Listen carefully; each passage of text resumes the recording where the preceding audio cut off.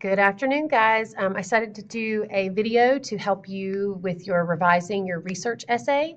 These are skills and the samples I pulled out are specific to your news article essay, but this would apply to any essay, so you're welcome to come back to this for this class or another class.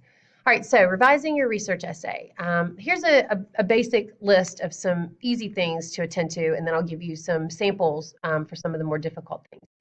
So little things to remember. Please remember to indent all paragraphs. Some of you are just not doing it, and it makes me furious. So remember to indent all paragraphs, and you do that by hitting the tab key once. That's way easier than trying to hit the space bar. Okay, so indent all your paragraphs. Also, remember to spell out numbers that are under 4 digits. So for example, if it's 300, that would be 300. So actually spell out 300. But if it's higher than 3 digits, then you, like 4,000, you can actually put that as a number. And that becomes really important because you're using statistics and your logos, etc. You want to make sure that you do that correctly. And there are other people, so like history may have a different requirement, but we're going to stick with that for English. Next bullet, make sure you spell out contractions. Remember, this is a formal essay, so you want to be as formal as possible. So instead of saying it's, you would say it is. Instead of saying there, you would say they are.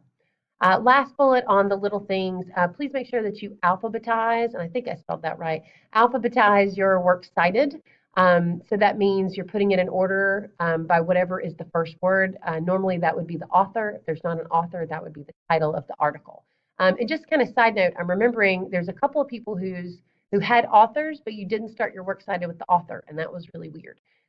So make sure that if there's an author, that should be the first thing. Also, little note right here, works cited starts with a C because it's a citation, not an S cited, which would be like a website. So just a little thing right there. All right, next slide. Okay, so one of the things to work on is making sure that you have a clear claim. All of the samples I pulled are from student essays, so let's take a look at this introductory paragraph.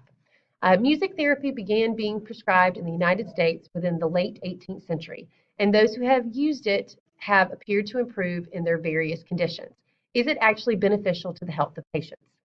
Okay, so you can see here we have some exigents, little background. I would probably like a little bit more. So how is, like, what does it mean to be music therapy? Is it they're playing it, they're listening to it? Where did it first start? Some of that stuff would be better or a great addition to the claim. And then this last rhetorical question, is it actually beneficial to the health of patients? That's not a claim.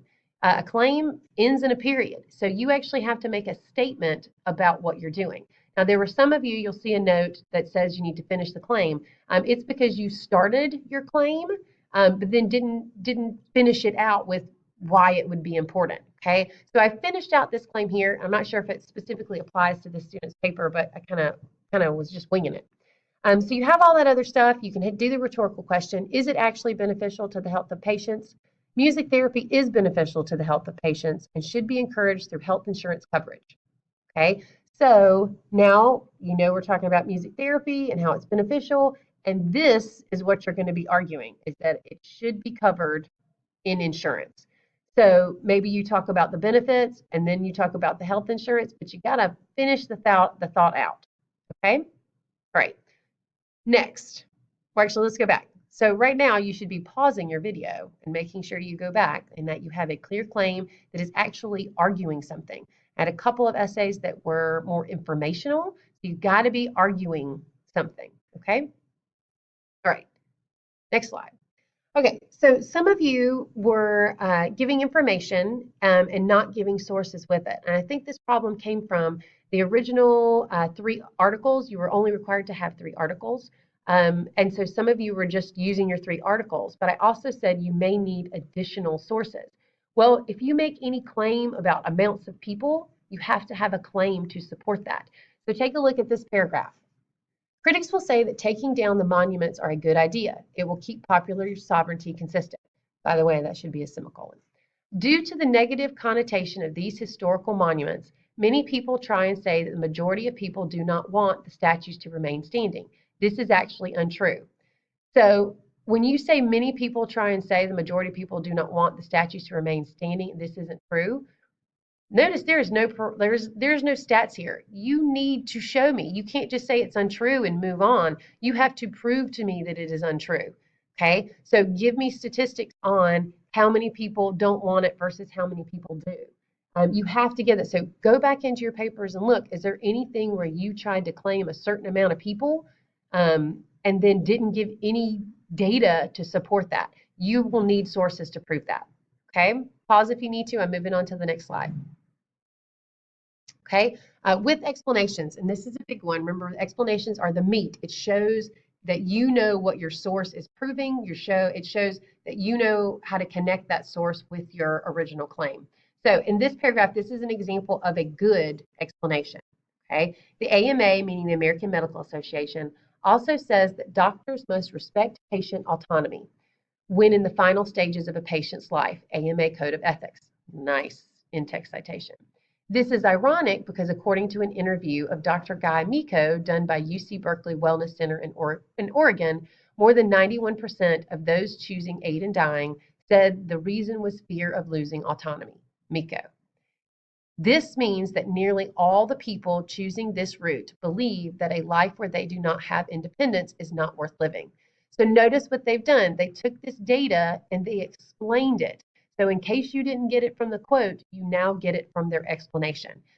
That's what I want to see after quotes. Now I will notice that there is a quote up here, okay, and there's no explanation. But it doesn't just sit there. They're explaining it by saying it's ironic because of this data down here. So notice that quote isn't just kind of sitting out there. It connects in with the rest of the paragraph. So that's something that you want to make sure that you check with. If you will check out here, this is incorrect, and I'll talk about that on a different slide. So what I want you to do is go back into your essays and look at each of your quotes and make sure that you have a piece of explanation that explains how that quote, what that quote really means. Okay, so do that and then we'll come back. All right, next slide. All right, matching in-text citations to your works cited. I saw this on a number of people, and this is something I did not specifically talk about. You didn't lose points on it, but it is something you need to know how to do for a formal essay. Okay, so just to kind of show you what's on the page, you've got your section of a paragraph here, and then this is a piece of the works cited that goes with it. All right, so I'm going to use this down here in a second. So you want to make sure that when you reference a source, I can easily find it in the works cited. So essentially what I was doing when I was grading is I was scrolling between your essay all the way down to the works cited. So you need to make it easier for me and need to make it blatantly easy for me to see what you're citing. All right, so take a look at the paragraph. By implementing a proper housing requirements for all firearms, there will be a safer environment. According to Do Something, the number should be a number of children who die or are injured every day because of misuse of a gun is 21. If there were stronger laws in the storage of a deadly weapon, it could potentially save hundreds of lives a year. All right, so first, if this is the article's title, which, or actually it's the name of the website here, this should be underlined. It's just like the title of a book, it gets underlined. So make sure that you're noting the article.